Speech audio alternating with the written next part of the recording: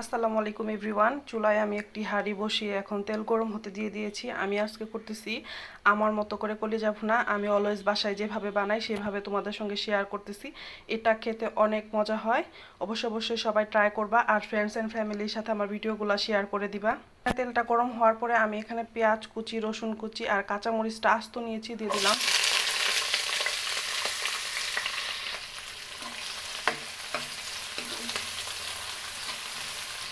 পেঁয়াজটাকে বেশি ভাজার প্রয়োজন নাই, এখানে পেঁয়াজটা জাস্ট একটু নরম হয়ে গেলেই হবে। আর এখন আমি আদা, রসুন আর কাঁচামরিচ একসঙ্গে বেটে নিয়েছিলাম, সেটা দিয়ে দিলাম। এখানে প্রায় 2 চামচ পরিমাণ বাটা মশলা আছে, দিয়ে দিলাম। আর এখন দিয়ে দিব গুঁড়া মশলা আর লবণ। গুঁড়া মশলার মধ্যে রয়েছে হাফ চামচ হলুদের গুঁড়া, লবণ হাফ চামচ, মরিচের গুঁড়া 1 চামচ আর জিরার গুঁড়া আছে একদম ভরে ভরে 1 চামচ দিয়ে আর একটু দিয়ে দিয়েছি।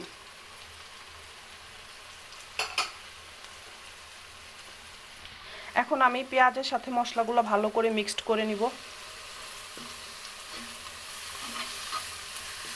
মশলা যেন পুড়ে না যায় সেজন্য আমি সামান্য পানি অ্যাড করব। এখানে আমি কলিজাগুলোকে গরম পানির ভিতরে 5 মিনিট সেদ্ধ করে নিয়ে তারপর ভালো করে ধুয়ে টুকরো করে আবার ধুয়ে রেখেছি। এখন কষানো মশলার মধ্যে এই টুকরো করা কলিজাগুলো দিয়ে দিব।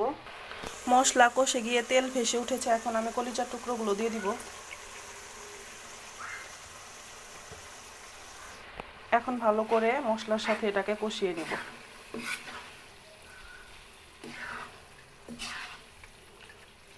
এটাকে আমি প্রায় 5-6 মিনিট সময় ধরে ভালো করে কষিয়ে নিব।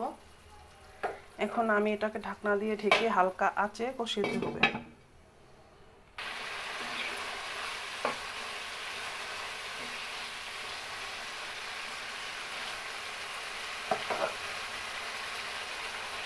এখন আমি পরিমাণ মতো পানি দিয়ে দিলাম সেদ্ধ হওয়ার জন্য। এখন ঢাকনা দিয়ে এটাকে আমি 20 মিনিটের মতো রান্না করব।